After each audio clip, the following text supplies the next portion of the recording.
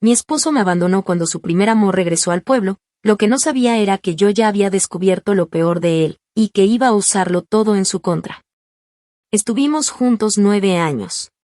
9 años que, vistos desde lejos, parecen un tiempo prudente para conocer a fondo a alguien, para saber lo que puede y no puede hacerte, para entender hasta dónde llegaría o si alguna vez te apuñalaría por la espalda. Pero lo cierto es que no hay manual, ni calendario, ni aniversario que te prepare para descubrir que el amor que diste con los ojos cerrados fue, todo ese tiempo, una inversión sin retorno. Cuando lo conocí, él ya tenía esa mezcla entre timidez y encanto que muchos confunden con honestidad. Era de esos hombres que saben cuándo callar y cuándo fingir ternura, de los que se ganan a la gente siendo el tranquilo, el que no discute, el que escucha. Yo me enamoré de esa calma, de esa manera en que parecía flotar por encima del caos del mundo, como si nada pudiera ensuciarle el alma. A su lado, creí que había encontrado estabilidad. Pero ahora lo sé, solo había encontrado a alguien que llevaba demasiado tiempo perfeccionando el arte de mentir sin levantar sospechas. Los primeros años juntos fueron casi de película. Él trabajaba como gerente de operaciones en una empresa de distribución de maquinaria pesada, un trabajo estable, con buenos beneficios, que le daba cierta autoridad sin tener que exponerse demasiado. Yo, por mi parte, había terminado mi especialización en contabilidad y estaba empezando a formar mi propia cartera de clientes independientes. Siempre me sentí más cómoda con los números que con las personas, y tal vez por eso me dejé llevar por su personalidad templada, por esa forma suya de hacerme sentir que era suficiente con lo que éramos. Que no necesitábamos impresionar a nadie. Nunca fue particularmente detallista, pero tampoco frío. Era simplemente, funcional. Útil. Servicial. Y yo confundí eso con amor verdadero. Hoy me doy cuenta de que lo que parecía estabilidad era simplemente una rutina cuidadosamente manipulada para mantenerme en la ignorancia. Con el paso del tiempo, como pareja, tomamos decisiones importantes. Compramos una casa modesta, sin lujos pero cómoda. Abrimos una cuenta conjunta, no porque él lo sugiriera, sino porque yo insistía en que si éramos un equipo, debíamos actuar como tal. Incluso fundamos una LLC pequeña para canalizar algunos ingresos secundarios que él empezó a generar prestando servicios logísticos por fuera de su empleo. Yo me encargaba de toda la parte fiscal, financiera y contable, lo cual parecía lógico en su momento. Después de todo, esa era mi especialidad. Lo que nunca imaginé es que esa decisión, tomada con confianza y amor, iba a ser el arma que un día sostendría para enterrársela en la espalda, con toda la legalidad del caso. Durante años, ignoré los pequeños detalles que ahora veo como luces de advertencia. La manera en que nunca hablaba demasiado de su pasado, sobre todo de su época de adolescencia y juventud temprana. Como evitaba mencionar a ciertas personas o cambiaba de tema cuando hablábamos de relaciones anteriores. Yo, que nunca he sido una mujer insegura, lo asumí como parte de su carácter reservado. Creí que simplemente no era alguien a quien le gustara remover el pasado, y decidí respetar esos silencios. Pero había un nombre que se repetía de vez en cuando, muy sutilmente, casi como si se escapara de sus labios sin querer, el de su exnovia del colegio, una tal Sandy. Siempre que salía a colación era porque alguien más la mencionaba, o porque pasábamos cerca de su antiguo barrio y él lanzaba un comentario al aire, como, por aquí vivía Sandy. ¡Qué tiempos! Nada sospechoso, si se mira de forma aislada. Pero cuando esas menciones se van acumulando, cuando notas que hay un brillo raro en sus ojos al decir ese nombre, empieza a formarse una imagen que no puedes borrar por más que intentes convencerte de que son tonterías. Por mi parte, yo no era una esposa perfecta. Trabajaba muchas horas, especialmente durante la temporada de impuestos. Había semanas enteras en que apenas cruzábamos palabras más allá de los asuntos logísticos de la casa. Pero siempre creí que ese silencio era compartido, que era parte del acuerdo tácito entre dos adultos funcionales que habían decidido crecer juntos sin dramas innecesarios. Nunca sospeché que mientras yo luchaba por mantener la empresa al día, por encontrar nuevas oportunidades para ambos, él ya estaba permitiéndose imaginar una vida diferente. Una que no me incluía. Fue un viernes por la tarde cuando me di cuenta de que algo se había quebrado en esa normalidad que tanto valorábamos. Lo vi cambiarse de ropa para salir a una reunión con proveedores, pero llevaba colonia, algo que no usaba nunca en esos casos. Tenía una sonrisa forzada, De esas que solo usan los hombres cuando están más nerviosos por verse con alguien que por cerrar un trato. Me limité a observarlo desde el marco de la puerta mientras bajaba las escaleras, y sentí por primera vez esa punzada estomacal que no proviene del miedo, sino del presentimiento. No dije nada. No le reclamé. Me limité a hacer lo que sé hacer mejor, observar, registrar, anotar mentalmente. Y a partir de ese momento, empecé a hilar todo con un nuevo enfoque. No fue sino hasta semanas después que llegó la confirmación, pero desde ese día ya había dejado de confiar. La manera en que me respondía a los mensajes tarde, su súbita pasión por retomar actividades al aire libre, las salidas solitarias los domingos. Nada de eso era normal. Pero lo más doloroso no fue la sospecha de que había otra persona, fue el hecho de darme cuenta de que yo no era, ni había sido nunca, su prioridad. Yo solo era la constante, la base, la estabilidad que podía usar como respaldo mientras buscaba emociones en otro lado. Era, para decirlo sin rodeos, el plan B. La esposa buena, la que mantiene el barco a flote, mientras él busca nuevas costas que explorar. Esa realización no me destrozó. Me transformó. Porque yo no nací para quedarme viendo cómo me reemplazan con una sonrisa nostálgica del pasado. No soy la mujer que se sienta a llorar mientras el otro vive su nueva vida sin consecuencias. Y mucho menos cuando tengo, en mis manos, las pruebas, los datos, las cifras y los documentos suficientes como para enterrarlo bajo el peso de su propia arrogancia. No sabía aún cómo lo iba a hacer. Pero lo haría. Porque lo peor de todo no era que me hubiera dejado. Lo peor era que lo había hecho creyendo que yo no me daría cuenta. Y esa fue su mayor estupidez. Actualización 1. 3 semanas después de aquel viernes en que lo vi bajar las escaleras con su camisa de botones bien planchada.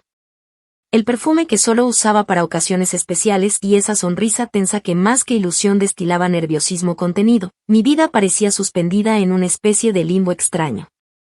No me había dicho aún que se iba, pero yo ya lo sabía. No con palabras, pero con actitudes. Su cuerpo podía estar allí, pero su mirada ya no me incluía. Dormía en la misma cama, pero ya no me tocaba ni por error. Hacía comentarios vagos sobre estar confundido o estresado por cosas del trabajo, pero cada vez que le preguntaba si necesitaba ayuda con algo, solo me decía que prefería no cargarme. Yo, por supuesto, lo dejaba hablar. Asentía. Me mostraba paciente. No porque le creyera, sino porque ya estaba escribiendo mentalmente el prólogo de la venganza que vendría después. Una mañana, revisando la correspondencia habitual, encontré un sobrescrito a mano, sin remitente visible, con su nombre completo en el frente. Me llamó la atención porque casi todo nos llegaba por correo electrónico y lo que sí llegaba en físico solía ser propaganda, facturas o cosas bancarias. Abrí el sobre sin pensarlo demasiado. Y ahí estaba. Una carta escrita con letra perfectamente redondeada, entintada con bolígrafo azul, cuidada al punto de parecer casi escolar. Era de ella. Sandy. Esa mujer que durante años fue solo una sombra flotando en su pasado, esa figura borrosa de su adolescencia que yo había dejado pasar como si no importara. En la carta hablaba con una familiaridad que me revolvió el estómago. Decía cosas como, nunca dejé de pensar en ti, o lo nuestro fue interrumpido por las circunstancias, pero siempre supe que nuestro destino volvería a encontrarnos. Lo más nauseabundo fue una línea en particular, a veces la vida te da otra oportunidad, pero esta vez quiero que sea sin excusas, sin miedo, sin barreras, solo tú y yo. Había una flor dibujada al final de la hoja. Una flor ridícula, trazada con pretensión poética, como si tuviera 15 años y estuviera pasando notas en el colegio. Mi primer impulso fue gritar. Quemarla. Confrontarlo esa misma noche con la hoja pegada en la frente. Pero no lo hice. La guardé. La escaneé. La clasifiqué. La agregué a una carpeta que había comenzado a armar desde hacía semanas atrás, titulada simplemente Documentos, así, en mayúsculas. Esa carpeta tenía copias de los estados financieros de la empresa, registros de transferencias extrañas a cuentas desconocidas, facturas cruzadas que no cuadraban con las cuentas bancarias y correos electrónicos donde él me pedía que no revisara tanto los gastos menores porque lo tenía todo bajo control. También tenía fotografías. De él saliendo de un hotel que no estaba cerca de ninguna de las oficinas con las que supuestamente se reunía. De su auto estacionado 2 horas enteras frente a una casa que después descubrí, gracias a una búsqueda de registros públicos, estaba a nombre del exesposo de Sandy. La carta, lejos de ser una sorpresa, fue simplemente la confirmación de que no solo era un mentiroso, sino un idiota. Un idiota que pensaba que podía mantener su farsa mientras me subestimaba completamente. Ese mismo día, bloqueé el acceso remoto que él tenía a nuestros sistemas contables. Cambié las claves de los portales bancarios donde se manejaban las cuentas de la empresa. Eliminé su acceso como administrador de la página web que yo misma había diseñado y que aún funcionaba como la imagen digital de nuestro emprendimiento. Él no se dio cuenta de inmediato, pero pronto lo haría. Lo estaba dejando sin herramientas, sin respaldo, sin capacidad de moverse. Y lo mejor, sin saber siquiera que ya estaba siendo desmantelado desde dentro. 2 días después, me escribió un mensaje de texto que simplemente decía, ¿podemos hablar esta noche con calma? Necesito contarte algo. Lo leí una y otra vez, y luego lo ignoré. Esa noche llegó con cara de arrepentimiento, con la voz más dulce de los últimos 6 meses, y me pidió que no reaccionara con rabia. Me dijo que había visto a alguien del pasado, que había removido sentimientos que creía dormidos, que no era algo que tuviera claro, pero que necesitaba darse un espacio para entender qué quería. En ningún momento mencionó que se iba a ir. No. Quería tenerme allí. De respaldo. Mientras él jugaba con la idea de una segunda adolescencia emocional. Me dijo que era mejor no tomar decisiones apresuradas sobre la casa, las cuentas o la empresa. Que éramos adultos y podíamos manejarlo con madurez. Que confiaba en que nuestra amistad sobreviviría a cualquier cosa. Yo asentí en silencio. Ni siquiera parpadeé. Esa noche dormimos en la misma cama. Él se giró hacia su lado, como siempre. Yo abracé la carpeta digital en mi mente como si fuera una espada envainada. Al día siguiente, cuando salió al trabajo, me quedé con su laptop. No para fisgonear, porque ya sabía lo que encontraría, sino para crear respaldos. Hice copias de correos, de conversaciones, de cuentas compartidas. Incluso recuperé documentos que él había tratado de borrar. Entre ellos, un contrato falso de servicios con una empresa fantasma registrada en Delaware que, casualmente, compartía dirección con una consultora legal en quiebra. Ahí supe que no solo me estaba engañando emocionalmente, sino que además estaba hundiéndonos legalmente sin que me diera cuenta. Y justo en ese momento, mientras imprimía el último documento y veía su nombre en una factura ficticia con fecha modificada, sentí por primera vez que ya no me dolía su traición. No sentía lástima. No sentía amor. Lo que sentía era otra cosa. Una mezcla entre lucidez, poder y una furia helada que no gritaba, pero que planeaba. Una furia que no iba a romper platos ni llorar en un baño. Una furia que iba a actuar con papeles firmados, con cargos federales si era necesario, con auditorías, con sanciones, con vergüenza pública. Esa clase de furia que solo alguien que amó con el alma es capaz de convertir en un acto quirúrgico de destrucción legal. No iba a perder. No esta vez. Porque la diferencia entre él y yo es que mientras él jugaba con su corazón, yo había aprendido a usar el cerebro. Y con lo que ya tenía en mis manos, sabía perfectamente cómo empezar a arruinarle la vida, poco a poco, sin que pudiera detenerlo. Él creyó que solo me estaba dejando. Pero lo que realmente hizo fue activar el mecanismo de su propia demolición. Y yo, desde ese momento, me convertí en su arquitecta del desastre. Actualización 2. Pasaron casi 2 meses desde la noche en que me habló con esa voz templada, cuidadosamente medida, como si fuera él quien estaba cuidándome a mí del impacto de su traición. 2 meses desde que empezó con su cantaleta de que necesitaba tiempo para entenderse, de que las cosas con Sandy no eran lo que imaginaba, de que no quería perder mi amistad. Como si yo fuera una especie de seguro emocional que podía guardar en el bolsillo mientras él revolvía su pasado como si estuviera en una comedia romántica barata. Durante esas semanas, mantuvo una fachada hipócrita en la que intentaba mostrarme su supuesta transparencia. Me contaba, sin detalles pero con suficiencia, que estaban conociéndose de nuevo, que ella no era como la recordaba, pero que igual valía la pena explorar esa conexión. No sabía que yo, desde el momento en que descubrí sus mentiras, había dejado de ser la esposa complaciente y me estaba convirtiendo, sin pausa, en la autora de su desgracia. Durante esos 2 meses, mi prioridad no fue perseguirlo ni confrontarlo. No tenía sentido gritarle a un hombre que solo se escuchaba a sí mismo. Mi prioridad fue blindarme legal y fiscalmente. Contraté a una abogada especializada en fraudes empresariales y evasión tributaria. Era una mujer mayor, de voz seca y tono implacable, que apenas revisó la carpeta de documentos me miró a los ojos y dijo que no estaba exagerando, que lo que él había hecho no solo era deshonesto, sino ilegal. Me explicó con paciencia qué debía hacer, cómo debía moverme, cómo no cometer errores por desesperación. Me recomendó que no le notificara nada aún, que siguiera actuando con normalidad mientras consolidábamos las pruebas.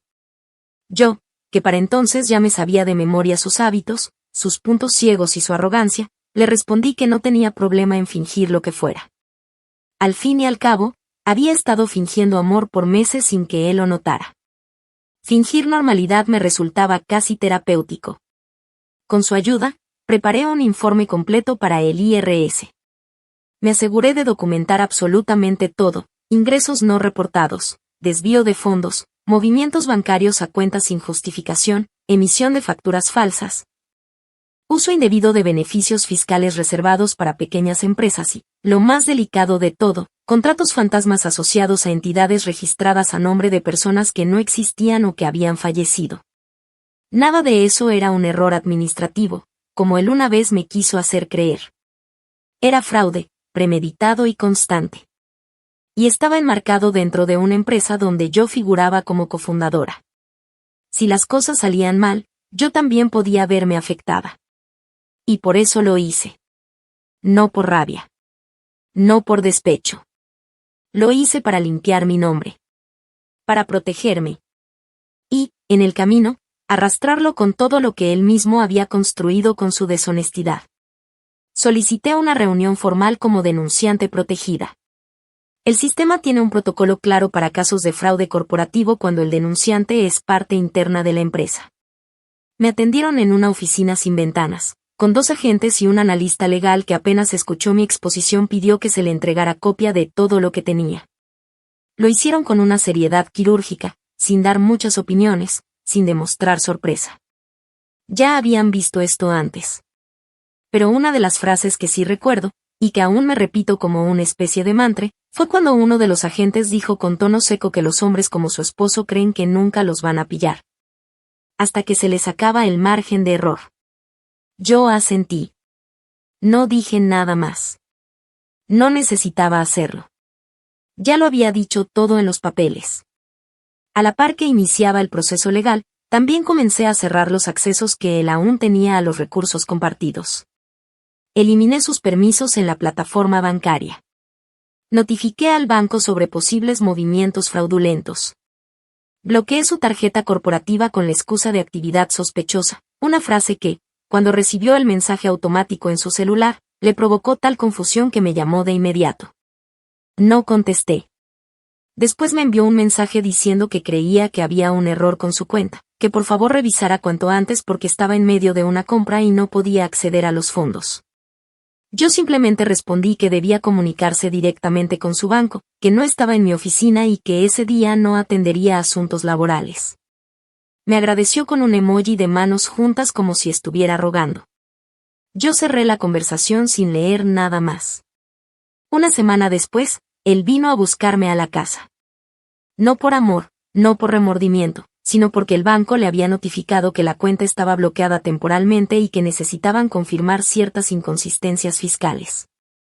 Llegó con esa cara de preocupación sobreactuada, tratando de mostrarse tranquilo pero al borde del colapso. Me dijo que todo esto era una confusión, que probablemente había sido algún error de sistema, que no entendía por qué no podía acceder a su propio dinero. Yo lo miré sin mostrar emoción, y le dije que había alertado al banco de ciertos movimientos irregulares para protegernos a ambos. Él me respondió con un tono casi paternal, como si yo fuera una niña que no entendía los riesgos de actuar por impulso, y me soltó un sermón sobre cómo debía confiar en él. Me dijo yo tengo todo bajo control, y agregó que ya estaba resolviendo todo con su contador. Fue en ese momento cuando no pude evitar sonreír. Una sonrisa apenas visible, contenida, pero cargada de todo el desprecio que sentía por dentro. Porque yo sabía que él no tenía contador. Nunca tuvo uno. Él mismo llevaba sus cuentas, mal hechas, desordenadas, con doble registro y sin coherencia alguna. Y esa frase suya, todo bajo control, fue la señal definitiva de que no tenía idea de lo que venía. No sabía que había una investigación abierta. No sabía que yo había entregado todo. No sabía que estaba firmando su sentencia con cada palabra arrogante que pronunciaba. En las semanas siguientes, recibió las primeras comunicaciones del IRS. Notificaciones que revisó con el ceño fruncido, murmurando que seguramente era una auditoría aleatoria. Me lo dijo como quien necesita reafirmarse a sí mismo que todo va a estar bien. Lo escuché fingiendo sorpresa, preguntando si debía preocuparme. Me respondió que no, que este tipo de cosas pasan todo el tiempo. Yo fingí alivio. Lo dejé encerrado en su burbuja de ignorancia mientras la tormenta se acercaba sin pausa. Desde entonces, cada paso suyo es una confirmación de que hice lo correcto. Cada llamada que recibe con una nueva advertencia, cada carta que le llega con términos fiscales que apenas entiende, cada vez que se ve obligado a cancelar una reunión para atender una cita con su nuevo abogado. Me confirma que la venganza no necesita gritos, ni escenas, ni escándalos públicos. La venganza verdadera se ejecuta con precisión. En silencio. Y duele más cuando llega disfrazada de justicia. Él aún cree que puede resolverlo todo. Que con un par de correos, unas llamadas y su sonrisa de tipo correcto puede salirse con la suya. Pero lo que no entiende, lo que nunca entendió, es que yo fui la única que alguna vez lo sostuvo, y ahora soy la misma que está desmantelando, pieza por pieza, todo lo que construyó sobre mi espalda. Actualización 3. 5 meses después de aquella primera carta escrita con florcitas a mano, de los mensajes ridículos donde él aún creía que podía jugar a ser víctima de su propio desorden emocional. Todo lo que yo había previsto con paciencia, método y frialdad estaba comenzando a tomar forma concreta. Ya no era solo una investigación en curso. No era un simple bloqueo temporal en su cuenta ni una auditoría preliminar. Ahora era real, legal, oficial. El IRS había dictado medidas cautelares. Las cuentas empresariales fueron congeladas formalmente, su acceso quedó completamente revocado, y la oficina que alguna vez compartimos. Esa que él adornó con frases como somos un equipo mientras yo hacía hasta los impuestos de sus proveedores, quedó bajo control de las autoridades fiscales. El embargo preventivo se ejecutó sin necesidad de advertencia previa.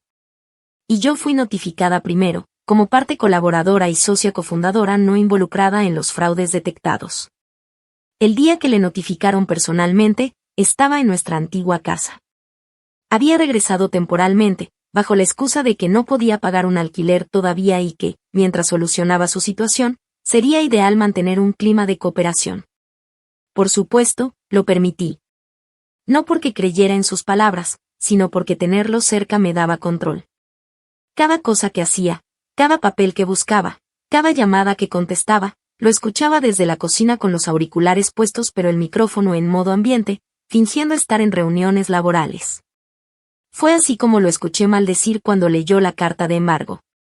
Y como, unos segundos después, golpeó la mesa y gritó que esto era una maldita cacería injustificada. Yo no reaccioné. Me limité a observarlo mientras destruía con rabia sus propios documentos. Luego, me miró y dijo que tenía que ponerme al tanto de algo muy grave. Me pidió que nos sentáramos. Que habláramos seriamente. Que dejáramos atrás nuestras diferencias porque esto nos afectaba a ambos. Me explicó que la empresa estaba siendo acusada de evasión, que había irregularidades que podían ser malinterpretadas.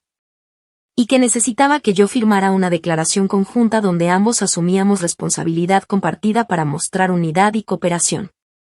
Dijo que esa era la única manera de evitar que el proceso escalara a niveles más graves. Yo lo escuché sin pestañear, sin interrumpir.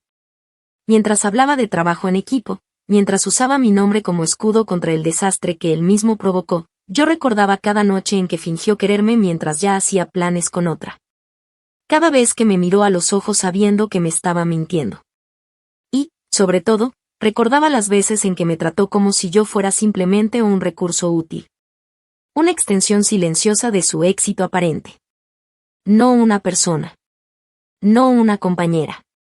Solo una herramienta.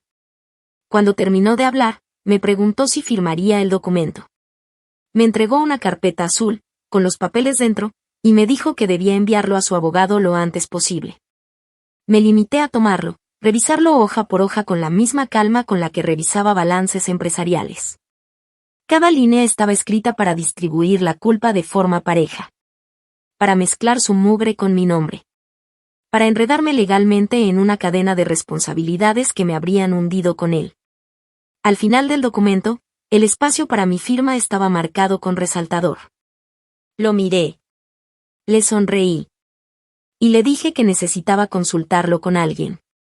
Me agradeció con esa voz dulce que solo usaba cuando creía estar ganando. No sabía que ya lo había perdido todo. Y que la única firma que recibiría de mí no era la de esa carpeta. Era la del divorcio. 2 semanas después, en plena desesperación por sus cuentas congeladas y sus deudas crecientes, accedió a firmar el divorcio sin condiciones.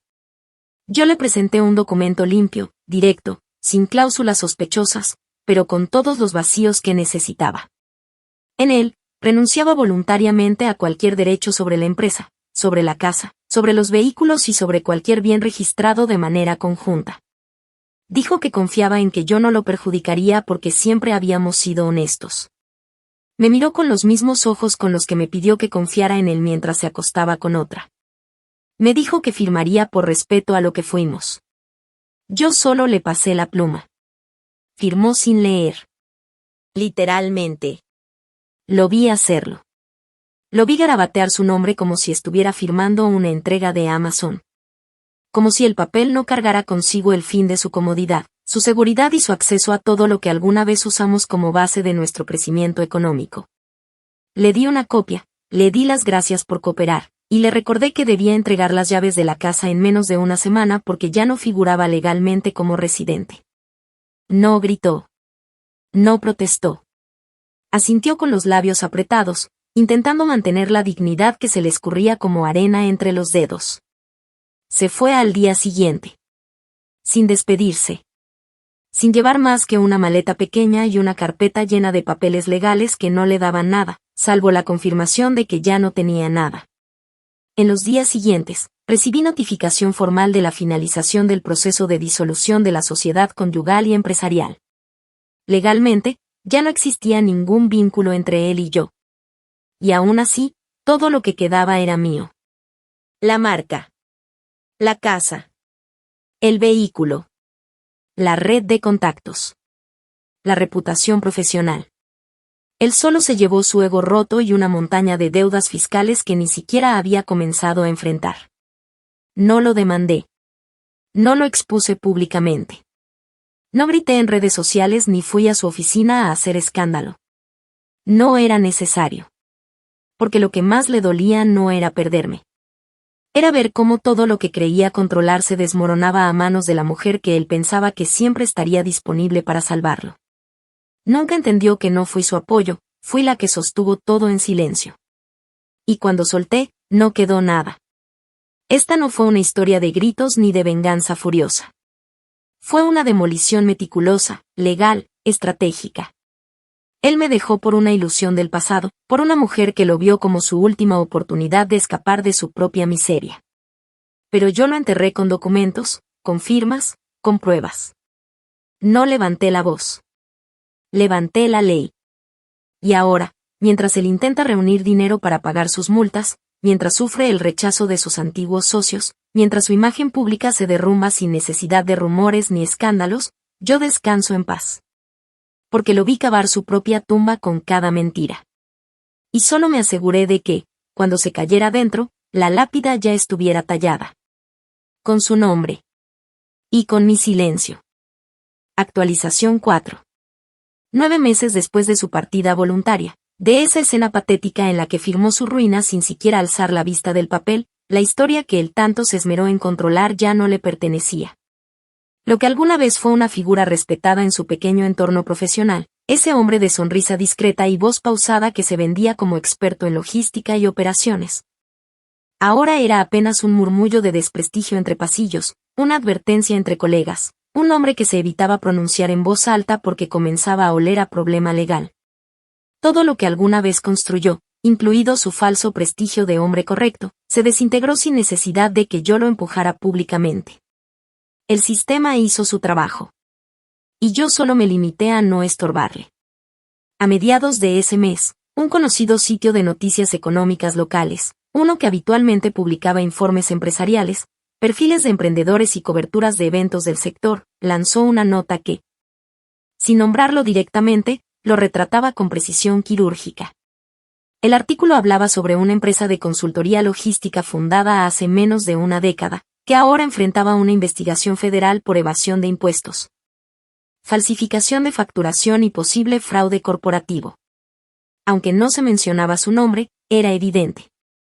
Por las fechas, por la zona, por las cifras estimadas.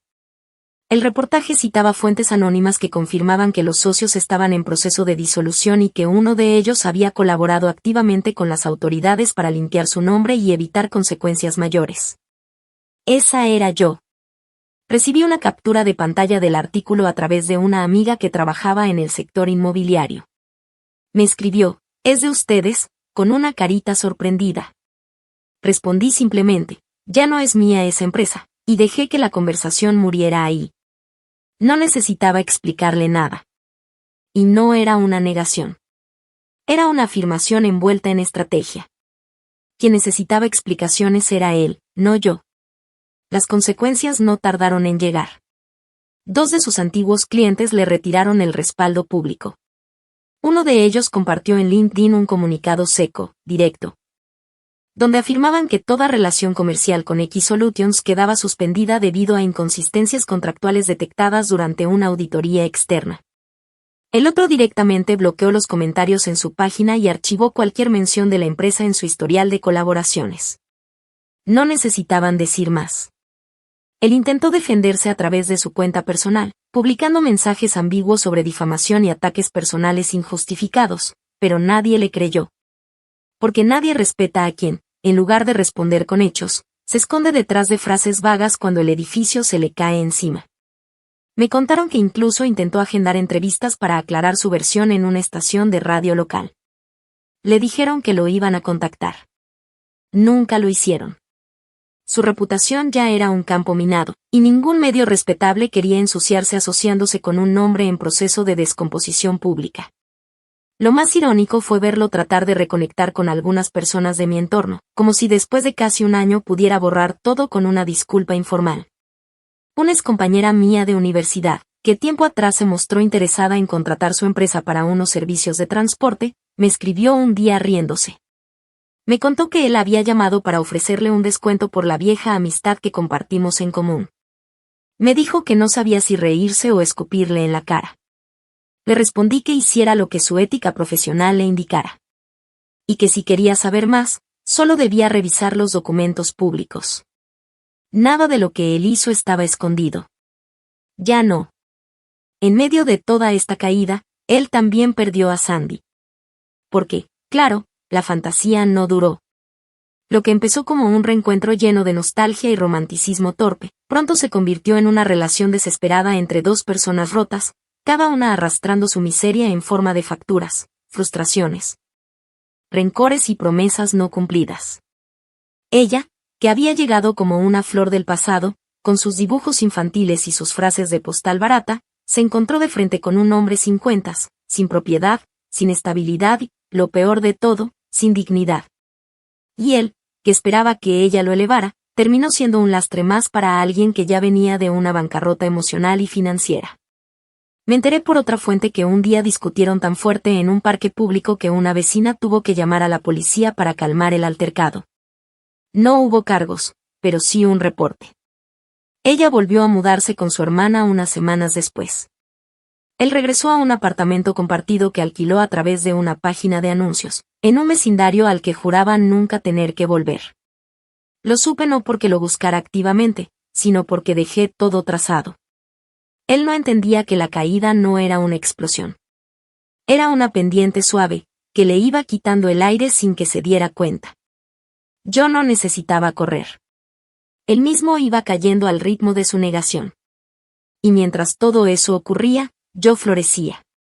Con cada nueva cliente que firmaba contrato con mi despacho contable, con cada mensaje de recomendación que recibía en mi bandeja de entrada, con cada invitación a conferencias locales donde podía hablar. Con propiedad y orgullo, de ética fiscal y responsabilidad empresarial. Nadie me preguntaba por él. Y si lo hacían, respondía con una frase que se volvió mi escudo favorito: él ya no forma parte de mi presente. Solo fue un error en mis registros. Lo decía con la misma naturalidad con la que uno corrige un número mal ingresado en una hoja de Excel. Nunca necesité aplausos. Solo justicia. Nunca quise arrastrarlo por la calle, solo que la verdad se impusiera. Y eso fue exactamente lo que ocurrió. La verdad llegó. Sin gritos. Sin escándalo. Solo con el peso de la evidencia, de las firmas, de las consecuencias. Porque a veces, la mejor venganza no es destrozar a alguien frente a todos. Es permitir que su propio reflejo, un día, sea tan insoportable que no pueda ni mirarse al espejo sin recordar todo lo que perdió. Por idiota. Por soberbio. Por creer que yo era débil solo porque fui buena con él. Actualización final. Ha pasado 1 año y medio desde que todo se rompió. Desde que su mundo, ese castillo de arena construido con sonrisas fingidas, números falsificados y promesas huecas, colapsó con la precisión de una bomba activada en silencio. Yo no celebré. No abrí botellas. No hice una fiesta. Porque lo que obtuve no fue una victoria eufórica, sino algo mucho más profundo, una liberación meticulosa, forjada con inteligencia, dignidad y estrategia. Y no se sintió como una película. No hubo música épica ni escenas dramáticas con lágrimas en cámara lenta. Fue más como cerrar una contabilidad perfecta después de años de desorden, la sensación de saber que todo está, por fin, en su sitio. La última vez que lo vi fue en una sala de audiencias menores, donde intentó disputar la propiedad de unos equipos de oficina que, según él, habían sido adquiridos con fondos propios y por tanto le pertenecían por derecho. Su argumento era endeble. Tenía documentos firmados por él mismo donde autorizaba la compra con fondos de la empresa. La empresa que ya no le pertenecía. La que disolvimos legalmente y de la que, por su propia firma, había renunciado a toda clase de reclamo o participación futura. Aún así, insistió. Se presentó con un abogado de oficio, porque ningún despacho decente aceptaba ya trabajar con él sin anticipo, con un maletín desgastado, un traje visiblemente reciclado de algún evento pasado y la misma mirada que vi el día que firmó su sentencia, la de un hombre que aún no termina de entender cómo llegó tan bajo. La audiencia duró poco. Yo llevaba todo preparado, facturas, historial de pagos, copias de la renuncia de derechos que él firmó, registro de inventarios, y una declaración escrita de un proveedor que confirmaba que todos esos bienes habían sido adquiridos bajo la razón social que yo ahora controlaba. El juez, un hombre de cabello gris y expresión severa, leyó los documentos en silencio y falló a mi favor sin siquiera mirarme. Ni siquiera hizo falta que hablara. No hubo lugar para el debate. Solo para la constatación de hechos. Cuando el juez le informó que el caso estaba cerrado y que debía abstenerse de intentar retirar o reclamar propiedad alguna, él bajó la cabeza. No dijo nada. Solo murmuró algo ininteligible mientras recogía sus papeles. Y en ese gesto, vi por fin a un hombre completamente derrotado. Sin escándalo. Sin dramatismo. Solo vencido. Lo vi salir de la sala y no sentí odio. Sentí cierre. Desde entonces, no he vuelto a cruzarme con él. Me han dicho que intenta trabajar por su cuenta, que ofrece asesorías operativas para pequeñas empresas, que incluso ha bajado sus tarifas al punto de aceptar pagos en especie con tal de mantenerse activo. Ninguna empresa seria lo contrata. Su nombre ya no aparece en ningún buscador sin estar vinculado a frases como investigación fiscal, denuncias de fraude o conflicto societario. Y aunque él intenta rehacerse desde las ruinas, cada paso que da está marcado por la sombra de lo que fue y por la duda constante de quienes se cruzan con él. Yo, en cambio, avancé. No volví a mirar atrás. abrí mi propia firma contable bajo otro nombre. Me reinventé sin tener que borrar el pasado, porque no tengo vergüenza de lo que viví. Mi despacho creció lento pero firme. Clientes nuevos llegaron, no solo por mis servicios, sino por las recomendaciones de quienes sabían que si alguien podía salvar sus números, era yo. Invertí en un pequeño restaurante, un sueño que alguna vez fingimos compartir, pero esta vez lo hice sola, sin disfrazar el control ni ceder espacio a nadie que no estuviera dispuesto a apostar con honestidad. Lo llamé la cláusula final. Algunos lo ven como un nombre curioso. Solo los que me conocen saben que se trata de una referencia a aquel documento de divorcio, a esa página donde él renunció a todo y me dio, sin saberlo, la libertad absoluta para rehacerme mejor que nunca. Un par de meses atrás conocí a alguien nuevo. No lo estaba buscando. Simplemente sucedió. No fue una aparición mágica, ni un flechazo de novela. Fue una conversación genuina en una conferencia sobre ética empresarial. Él era uno de los expositores invitados, un hombre que hablaba con pasión pero también con respeto, sin la arrogancia que tanto me había agotado en el pasado. Intercambiamos ideas, luego correos, después cafés. No hubo urgencia. No hubo necesidad de impresionar. Solo compañía, conexión y el tipo de paz que yo creí que no era posible compartir con otro ser humano sin ponerme una máscara. Cuando le conté mi historia, no como un desahogo sino como parte de quién soy, no parpadeó. Me escuchó en silencio. Y cuando terminé, me dijo que no podía admirar más mi forma de haberlo enfrentado todo. Me dijo que a veces la dignidad se gana con el dolor, pero tú la convertiste en una obra maestra. Y ahí supe que no me equivoqué. Porque esta vez no elegí a alguien que me necesitaba para ser rescatado. Elegí a alguien que ya se había rescatado a sí mismo y me aceptaba sin condiciones. Hoy vivo en calma. Una calma que no tiene nada que ver con resignación ni con olvido. Es la calma de quien ya no debe explicarse ante nadie. La calma de mirar atrás y saber que hice lo correcto. Que no permití que la rabia me hiciera actuar como él esperaba. Que no destruí por capricho, sino por justicia. Y sobre todo, que cada golpe que él sintió no fue producto de mi furia, sino consecuencia directa de sus propias decisiones. No me arrepiento de nada. Ni siquiera de haberlo amado. Porque gracias a todo lo que me arrebató, aprendí a construir sin muletas, a defenderme sin ruido y a vengarme sin ensuciarme. Lo dejé sin nada, sí. Pero no fui yo quien lo vació. Fue su propia arrogancia. Yo solo fui el espejo que se negó a romperse. Y que, cuando él quiso volver a mirarse, ya no le devolvía ningún reflejo. Solo un vacío que, a diferencia de mí, él nunca supo cómo llenar.